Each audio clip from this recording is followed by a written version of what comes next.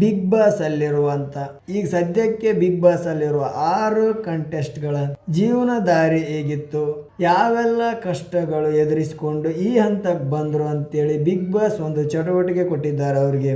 ವಿಡಿಯೋವನ್ನು ಮುಂದುವರಿಸುವುದಕ್ಕಿಂತ ಮುಂಚೆ ಒಂದು ಸಣ್ಣ ಮಾತು. ಬೆವರಿನ ಹನಿ ಹರಿಯದ ಹೊರತು ಬೆಳೆಯ ಫಸಲು ಸಿಗುವುದಿಲ್ಲ.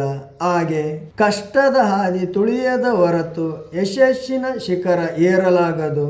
ಪ್ರತಿಯೊಂದು ಕಷ್ಟವೂ ನಮಗೆ ಒಂದು ಪಾಠವನ್ನು ಕಲಿಸುತ್ತದೆ, ನಮ್ಮನ್ನು ಮಾನಸಿಕವಾಗಿ ಗಟ್ಟಿಗೊಳಿಸುತ್ತದೆ. ಬಿಗ್ ಬಾಸ್ ಅಲ್ಲಿ ಸದ್ಯಕ್ಕಂತೂ 6 ಜನ ಇದ್ದಾರಲ್ಲ, ಆ 6 ಜನ ತಮ್ಮ ಜೀವನ ಹೇಗೆ ಸಾಗಿ ಬಂತು, ತಮ್ಮ ಜೀವನದಲ್ಲಿ ಏನೆಲ್ಲ ಕಷ್ಟಗಳು ಎದುರಿಸಿದ್ರು, ತಮ್ಮ ಜೀವನ ಈ ಲೆವೆಲ್ಗೆ ಬರಬೇಕಾದ್ರೆ ಜೀವನದಲ್ಲಿ ಬಿದ್ದು ಗೆದ್ದು ಒದ್ದಾಡಿ ಇವರು ಯಾವೆಲ್ಲ ಕಷ್ಟಗಳನ್ನು ಸಹಿಸಿಕೊಂಡ್ರು ಮತ್ತು ಹೇಗೆ ಬಂದರು ಅಂತ ಅವರೇ ಸ್ವತಃ ಬಿಗ್ ಬಾಸ್ ಅಲ್ಲಿ ಈ ದಿನದ ಎಪಿಸೋಡಲ್ಲಿ ತಮ್ಮ ಜೀವನದ ಚರಿತ್ರೆಯನ್ನು ತಾವೇ ಹೇಳಿಕೊಳ್ತಿದ್ದಾರೆ. ನೋಡ್ಬೋದು, ಪ್ರತಿಯೊಬ್ಬರ ಕಣ್ಣಲ್ಲೂ ನೀರಿದೆ. ಗಿಲ್ಲಿ ಹೇಳ್ತಾ ಇದ್ದಾರೆ, ನನ್ನ ಲೈಫಲ್ಲಿ ಸ್ಟ್ರಗಲ್ ಮಾಡಿದ್ದು, ಮಲಗೋ ಜಾಗಕ್ಕೆ ಹಾಗೂ ತಿನ್ನೋ ಊಟಕ್ಕಾಗಿ ತುಂಬ ಒದ್ದಾಡಿದ್ದು ಅಂತೇಳಿ. ಹಿಂದೆ ನಮ್ಮ ಜೀವನ ಹೇಗಿತ್ತಂದರೆ ನೀವೆಲ್ಲ ದುಡ್ಡು ಅಥವಾ ಚಿನ್ನ ಕದಿಯೋದನ್ನು ನೋಡಿದ್ರಿ, ಆದರೆ ನಾವು ಅನ್ನ ಕದ್ಕೊಂಡು ತಿಂದಿದ್ವಿ, ಆ ಪರಿಸ್ಥಿತಿಯಲ್ಲಿ ನಾವಿದ್ವಿ ಅಂತೇಳಿ ಗಿಲ್ಲಿ ಹೇಳ್ತಾ ಇದ್ದಾನೆ. ಗಿಲ್ಲಿ ಅಷ್ಟು ಕಷ್ಟಪಟ್ಟು ಬಂದಿದ್ರಿಂದನೇ ಇಷ್ಟೊಂದು ಜನರ ಪ್ರೀತಿ ಸಂಪಾದನೆ ಮಾಡೋಕ್ಕಾಯ್ತು ಬಿಗ್ ಬಾಸ್ ಶೋ ಅಲ್ಲೇ ಅಂತ ಅನಿಸ್ತದ. ನಾವು ಎಲ್ಲ ವಿಡಿಯೋದಲ್ಲಿ ಹೇಳುವಂತೆ ಗಿಲ್ಲಿ ಆದಮೇಲೆ ಕಾವ್ಯ ಅಂತ ಹೇಳ್ಬೇಕಲ್ಲ. ಕಾವ್ಯ ಇಲ್ಲಿ ಹೇಳೋದು, ನಮ್ಮ ಜೀವನ ಹೇಗಿತ್ತಂದರೆ ಹಾಲು ತೊಗೊಂಬರಕ್ಕೂ ದುಡ್ಡು ಇರ್ತಿದ್ದಿಲ್ಲ, ಅಕ್ಕಿನೂ ಸಹ ಕ್ಯಾಲ್ಕುಲೇಟ್ ಮಾಡಿ ಎಷ್ಟು ಜನ ಇದ್ದೀವಿ, ಇವತ್ತು ಎಷ್ಟು ಹೋಗೋದು ಅಂತೇಳಿ ಅಷ್ಟೇ ತರ್ತಿದ್ದೀವಿ, ಆ ದಿನಕ್ಕಾಗಷ್ಟು ಅಥವಾ ಆ ಟೈಮಿಗಾಗಷ್ಟು ಅಂತ ಹೇಳ್ತಿದ್ದಾಳೆ. ನೋಡಬೇಕು, ಬಹುಶಃ ಈ ಪ್ರೋಮೋದಲ್ಲಿ ಸ್ವಲ್ಪ ಹೇಳಿದ್ದಾರೆ, ಈ ಎಪಿಸೋಡಲ್ಲಿ ಪೂರ್ತಿಯಾಗಿ ನೋಡ್ಬೇಕನ್ನಿಸ್ತದೆ. ಇನ್ನು ಧನುಷ್ ಹೇಳ್ತಾ ಇರೋದು, ನಾವು ಆ್ಯಕ್ಟರ್ಸ್ ಅಥವಾ ಹೀರೋ ಆಗ್ಬೇಕು ಅನ್ಕೊಂಡಾಗ ನಮಗೆ ಬಂದಿರೋ ಕಷ್ಟಗಳು, ಬೀದಿಗೆ ಒಬ್ಬರು ಹೀರೋ ಇರ್ತಾರೆ, ಇದೆಲ್ಲ ಬಿಟ್ಬಿಡು, ನಿನ್ನ ಕೈಲಿ ಆಗಲ್ಲ ಈ ಕೆಲಸ.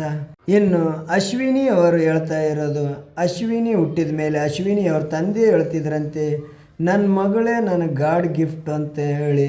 ಈಗ ಸದ್ಯಕ್ಕಂತೂ ಬಿಗ್ ಬಾಸ್ ಅಲ್ಲಿರೋ 6 ಜನರ ಜೀವನ ಹೆಂಗಿತ್ತು, ಈ ಮಟ್ಟಕ್ಕೆ ಬರಬೇಕಾದ್ರೆ ಅವರು ಯಾವೆಲ್ಲ ಕಷ್ಟಗಳನ್ನು ಸಹಿಸ್ಕೊಂಡು ಹೇಗೆಲ್ಲ ಬೆಳೆದು ಬಂದರು ಅಂತೇಳಿ ಸ್ವತಃ ಅವ್ರ ಬಾಯಲ್ಲೇ ಇಂದಿನ ಎಪಿಸೋಡಲ್ಲಿ ಹೇಳ್ತಾರೆ.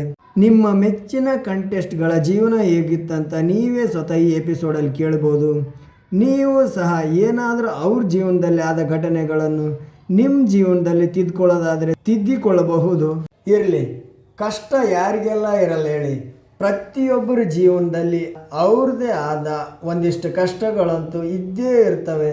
ಜೀವನದಲ್ಲಿ ಬರುವ ಎಲ್ಲ ಕಷ್ಟಗಳನ್ನು ಎದುರಿಸುತ್ತಾ, ಸರಿಪಡಿಸುತ್ತಾ, ತಿದ್ದುಕೊಳ್ಳುತ್ತಾ ಬಂದಾಗಲೇ ಒಂದು ಜೀವನ ಒಂದಲ್ಲ ಒಂದಿನ ನಿಮ್ಮ ಜೀವನನೂ ಸಹ ಬೆಳಕಿಗೆ ಬಂದೇ ಬರಲೇಬೇಕು.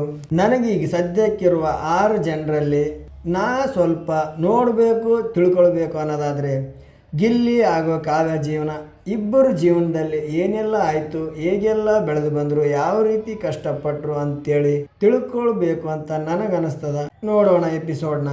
ನಿಮ್ಮ ಮೆಚ್ಚಿನ ಸ್ಪರ್ಧಿ ಬಗ್ಗೆ ನೀವು ಸಹ ತಿಳಿದುಕೊಳ್ಳಿ ಎಪಿಸೋಡ್ ನೋಡ್ತಾ. ನಾವೊಂದು ಹೇಳ್ಬಿಡ್ತೀನಿ, ನಿಮ್ಮ ಜೀವನದಲ್ಲಿ ಕಷ್ಟ ಎಷ್ಟೇ ಬಂದರೂ ಸಹ ಒಂದು ನಂಬಿಕೆ ಇಟ್ಕೊಳ್ಳಿ, ಗೆದ್ದೇ ಗೆಲ್ಲುವೆ ಒಂದು ದಿನ, ಗೆಲ್ಲಲೇಬೇಕು ಒಳ್ಳೆತನ ಅಂತೇಳಿ. ಆ ಬರೋ ಕಷ್ಟಗಳಿಗೆ ಅನಿಸಿರ್ಬೇಕು, ಏನು ಇವನು, ನಾ ಎಷ್ಟೇ ಕಷ್ಟ ಕೊಟ್ಟರು ಆ ಕಷ್ಟಗಳನ್ನೆಲ್ಲ ಮೀರಿ ತನಗೇನು ಬೇಕು ಅದನ್ನೇ ಮಾಡ್ತಾನ, ಏನು ಅಂದ್ಕೊಂಡಿದ್ದಾನೋ ಹಂಗೆ ಇದು ಮಾಡ್ತಾನಂತೇಳಿ. ಆ ಬರುವಂಥ ಕಷ್ಟಗಳಿಗೆ ಕಷ್ಟ ಆಗಿ ಆ ಕಷ್ಟಗಳು ನಿಮ್ಮ ಹತ್ರನೇ ಬರಬಾರ್ದು, ಬೇಜಾರಾಗಿ ಯಾರೋ ಬೇರೆಯವ್ರು ನೋಡ್ಕೊಂಡು ಹೋಗ್ಬೇಕು, ಆ ಲೆವೆಲ್ಗೆ ನೀವು ಬಾಳಿ ಅಂತ ಹೇಳ್ತಾ ಇವತ್ತೇನು ಬಿಗ್ ಬಾಸ್ನವರು ಫಸ್ಟ್ ಪ್ರೋಮೋ ಬಿಟ್ರಲ್ಲ, ಆ ಪ್ರೋಮೋದ ಬಗ್ಗೆ ಒಂದಿಷ್ಟು ಹೇಳಿಬಿಡ್ತೀನಿ ಕೇಳಿ. ಶುಕ್ರವಾರದ ಬೆಳಗ್ಗೆ ಬಂದಿರುವ ಪ್ರೋಮೋದಲ್ಲಿ ಬಿಗ್ ಬಾಸ್ ಮನೆಯಲ್ಲಿ ಜನ ನೋಡಿ ಎಷ್ಟೊಂದು ಜನ ಇದ್ದಾರೆ ಅಂತೇಳಿ. ಮಜಾ ಭಾರತ ತಂಡದವರು, ಗಿಚ್ಚಿ ಗಿಲಿಗಿಲಿ ತಂಡದವರು, ಕಾಮಿಡಿ ಕಿಲಾಡಿ ತಂಡದವರು, ಇನ್ನೂ ಸಾಕಷ್ಟು ಜನ ಶುಕ್ರವಾರ ಬಿಗ್ ಬಾಸ್ ಮನೆಗೆ ಭೇಟಿ ಕೊಟ್ಟರು. ನೀವು ಆ ಪ್ರೋಮೋ ನೋಡಿರಿ ಅನ್ಕೊತೀನಿ. ಲೈವ್ ನೋಡಿದರಿಗೆ ಇದೆಲ್ಲ ಗೊತ್ತೇ ಇರ್ತದೆ. ಅವ್ರು ಬಂದಿರೋದು ಇನ್ನೇನು ಬಿಗ್ ಬಾಸ್ ಮುಗಿಯೋ ಹಂತದಲ್ಲಿದ್ದಲ್ಲ, ಕೇವಲ ಇರೋದೇ 2 ದಿನ, ಶನಿವಾರ ಹಾಗೂ ಭಾನುವಾರ. ಈ ಜಾಗಕ್ಕೆ ಇಷ್ಟು ದಿನ ಬಿಗ್ ಬಾಸ್ ಶುರುವಾತೈತಲ್ಲ, ಆ ಟೈಮಲ್ಲಿ ಈಗ ಹೊಸ ಪ್ರೋಗ್ರಾಮ್ ಶುರುವಾತದ. ಅದು ಜೂನಿಯರ್ಸ್ ಗಿಚ್ಚಿ ಗಿಲಿಗಿಲಿ. ಗಿಲ್ಲಿ ಸಹ ಹೇಳ್ತಿರೋದು, ನಾನು ಮಗುವಾಗಿ ಬಂದುಬಿಡ್ತೀನಿ ಆ ಶೋಕ್ಕೆ ಅಂತೇಳಿ. ಬಿಗ್ ಬಾಸ್ ಅಂತೂ ಸೂಪರ್ ಡೂಪರ್ ಹಿಟ್ ಆಗಿದೆ. ಆ ಜಾಗಕ್ಕೆ, ಆ ಸಮಯಕ್ಕೆ, ಆ ಜಾಗವನ್ನು ತುಂಬಲು ಜೂನಿಯರ್ಸ್ ಗಿಚ್ಚಿ ಗಿಲಿಗಿಲಿ ಬರ್ತಾ ಇದೆ. ಇರಲಿ, ಮಕ್ಕಳು ಪ್ರೋಗ್ರಾಮ್ ಸಹ ನೋಡಕ್ಕಂತೂ ತುಂಬ ಚೆನ್ನಾಗಿರ್ತವೆ. ಅದ್ರ ಬಗ್ಗೆ ಇನ್ನಷ್ಟು ಆಮೇಲೆ ನೋಡೋಣ. ಅದಕ್ಕಿಂತ ಮೊದಲು ಇಲ್ಲಿ ಒಂದು ವಿಷಯ ಹೇಳ್ತೀನಿ, ಕೇಳಿಬಿಡಿ. ಬಿಗ್ ಬಾಸಿನ 12 ಸೀಸನ್ಗಳ ಇತಿಹಾಸದಲ್ಲೇ ಕಳಪೆನ ಇಷ್ಟಪಟ್ಟು ಯಾರು ಕೇಳಿಲ್ಲ ಅನ್ನಿಸ್ತದ. ಇಲ್ಲಿ ಕಾವ್ಯ ಅವರು ಹೆಂಗಂದರೆ, ಬಿಗ್ ಬಾಸಲ್ಲಿ ಎಲ್ಲನೂ ಅನುಭವಿಸಿದ್ದಾರೆ. ಜಗಳ ಆಡಿದ್ದಾರೆ, ಟಾಸ್ಕ್ ಆಡಿದ್ದಾರೆ, ಮಾತಾಡಿದ್ದಾರೆ, ಎಂಟರ್ಟೈನ್ ಮಾಡಿದ್ದಾರೆ, ಡ್ಯಾನ್ಸ್ ಮಾಡಿದ್ದಾರೆ, ಸಾಂಗ್ ಆಡಿದ್ದಾರೆ. ಆದರೆ ಕಳಪೆಗೊಂದು ಹೋಗಿರಲಿಲ್ಲ. ಆದ್ದರಿಂದ ಅದನ್ನು ಸಹ ಪೂರ್ತಿ ಮಾಡೋಣ, ಆ ಆಸೆಯನ್ನು ನೆರವೇರಿಸ್ಕೊಳ್ಳೋಣ ಅಂತೇಳಿ ಬಿಗ್ ಬಾಸಲ್ಲಿ ಕೇಳಿದರು. ಬಿಗ್ ಬಾಸ್ ಕಾವ್ಯ ಆಸೆಯನ್ನು ಸಹ ಈಡೇರಿಸಿದರು. ಕಳಪೆ ಡ್ರೆಸ್ಸನ್ನು ಹಾಕಿಕೊಂಡು ಜೈಲಿಗೆ ಹೋಗೋದನ್ನು ನೋಡಬಹುದು. ಬಹುಶಃ ಫಸ್ಟ್ ಟೈಮ್ ನೋಡ್ತಿದ್ವಿ ಅಂತ ಅನ್ನಿಸ್ತದೆ. ಇಷ್ಟು ಖುಷಿಯಿಂದ ಕಳಪೆನ ತಗೊಂಡು ಖುಷಿಯಾಗಿ ಜೈಲಿಗೆ ಹೋಗ್ತಾ ಇರೋದು.